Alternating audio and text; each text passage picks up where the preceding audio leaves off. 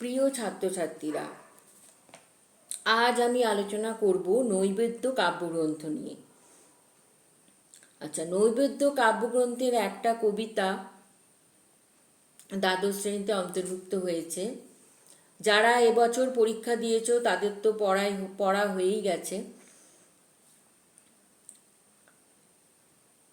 আজকের আলোচনাটা কিন্তু তোমাদের সবারই কাজে লাগবে। যারা বাংলা সাহিত্য ভালোবাসো, যারা বাংলা সাহিত্য নিয়ে পড়তে চাও, যারা বিশ্বকবিকে জানতে চাও, তাদের সবার কাজে লাগবে। এখানে শুধু আমি ওই দ্বাদশ শ্রেণীর যে পাঠ্যে অন্তর্ভুক্ত হয়েছে চিত্তজেতা ভয়শূন্য সেটা আলোচনা করব না, সমগ্র নৈবেদ্য কাব্যগ্রন্থ নিয়েই আলোচনা করব। তাই যারা এবছর পরীক্ষা দিয়ে দিয়েছো তারাও শুনতে পারো, আলোচনাটা তোমাদের পরবর্তীতে কাজে লাগবে। আর যারা পরে পরীক্ষা দেবে পরের বছর তারা তো শুনবেই। 1901 সালে প্রকাশিত, 1308 বঙ্গাব্দে। উৎসর্গ করেন পরম পূজ্যপাদ পিতৃদেবের শ্রী চরণ কমলে।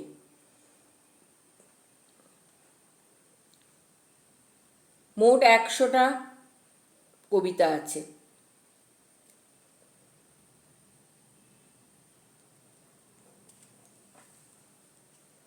প্রথম 21টি রচনা গান, 100 সংখ্যক রচনাটিও গান, বাকি 78টি চতুর্দশপদী কবিতা। নৈবেদ্যের প্রথম প্রকাশ প্রসঙ্গে রবীন্দ্রনাথ তার পিতৃস্মৃতি গ্রন্থে লিখেছিলেন, মহর্ষি জানতেন,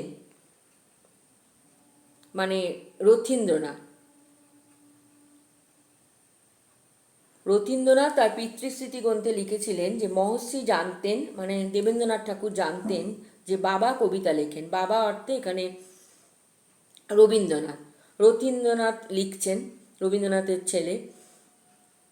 তিনি যখন শুনলেন বাবা ভক্তিরসাশ্রিত অনেকগুলি কবিতা লিখেছেন, তখন একদিন বাবাকে ডেকে সেগুলি তাকে পড়ে শোনাতে বললেন।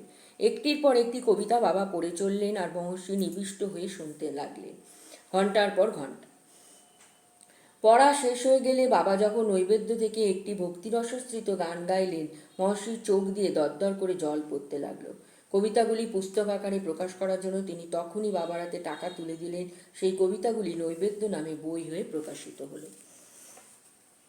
নৈবেদ্যের কবিতাগুলি সংখ্যা চিহ্নিত, বিভিন্ন সংকলন গ্রন্থে অন্তর্ভুক্ত হওয়ার সময় কবিতাগুলি শিরোনাম চিহ্নিত হয়।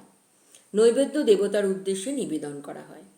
কবি নৈবেদ্য কাব্য স্বদেশ প্রেম ও সর্বমানব প্রেমে যৌথ সূত্রে বাঁধা পড়ে বিশ্বদেবের চরণে নিবেদিত হয়েছে ধ্যানী প্রাণীর নৈবেদ্য রূপে। যেহেতু এই কাব্যের কবিতাগুলি আধ্যাত্মিক মনোভাবাপন্ন, সেহেতু মনে হতে পারে যে কবি হয়তো নিবৃতে সবকিছু ছেড়ে ধ্যানস্থ অবস্থায় ঈশ্বর আরাধনায় ব্যাপৃত ছিলেন বলেই এই রকম কবিতা সৃষ্টি করতে পেরেছিলেন। কিন্তু তা সঠিক নয়।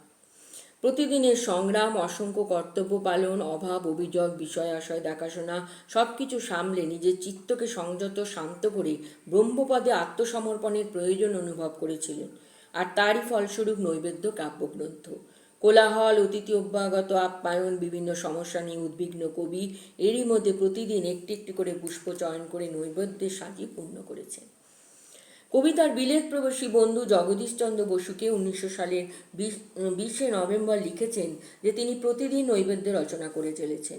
আমি আজকাল বড় নানা গোলমেলের মধ্যে নৈবেদ্য বলে এক একটি কবিতা প্রত্যহ আমার কোনো এক অবসরে লিখে ফেলে আমার অন্তর্যামীকে নিবেদন করে দিই।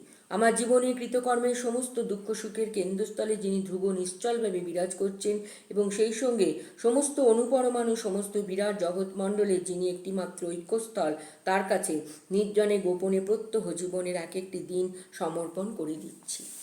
প্রিয়নাথ সেনকে 15ই ফাল্গুন 21শে ফেব্রুয়ারি লিখছেন যে গোলমালের মধ্যেই 90টি নৈবেদ্য লিখেছি, আবার নৈবেদ্য 100 পেরিয়ে গেছে সেটাও লিখে জানিয়েছেন। কবিপত্নী মৃণালিনী দেবীকে লেখেন 17ই ডিসেম্বর 1900।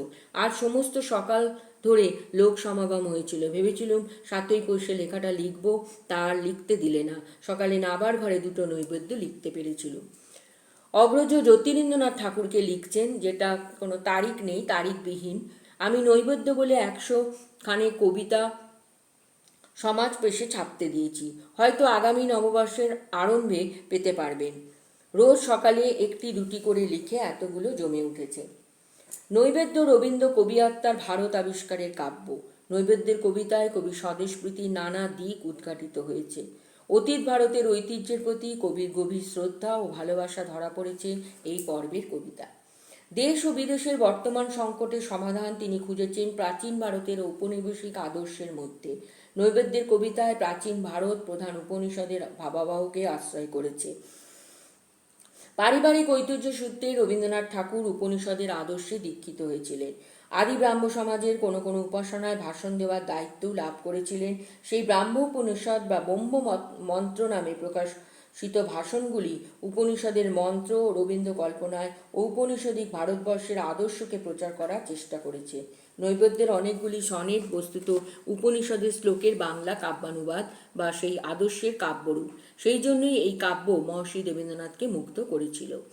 ধর্মে নিষ্ঠা, নীতিতে শ্রদ্ধা, দেশের প্রতি প্রেম ও একেশ্বরে বিশ্বাস নৈবেদ্য কাব্যে পরিলক্ষিত হয়। কবির তৎকালীন ধর্মবিশ্বাস বা ধর্মবোধ এই কাব্যে ছত্রে ছত্রে। তাহলে নৈবেদ্য রচনার প্রেক্ষাপটটা বলে দিলাম। তোমরা যখন বড় হয়ে রবীন্দ্র সাহিত্য পড়বে, রবীন্দ্র জীবনীকারদের লেখাগুলো পড়বে, তখন ভালোভাবে আরও জানতে পারবে।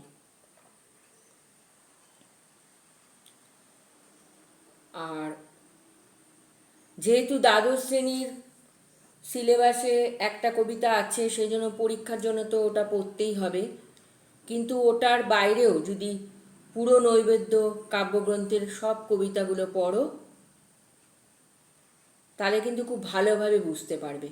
অবশ্যই পড়ো অবসর সময়, দেখবে খুব ভালো লাগবে। আর এই কাব্য পড়ে তোমরা বিশ্বকবিকেও জানতে পারবে, তার ভাবনা, তার দর্শন খুব ভালোভাবে বুঝতে পারবে। এই নেক্সট ভিডিওতে আমি ওই নৈবেদ্য কাব্যগ্রন্থ থেকে কবিতাগুলো তোমাদের পড়ে শোনাবো। আজকের ভিডিও এখানেই শেষ করছি। সবাই সুস্থ থেকো, ভালো থেকো।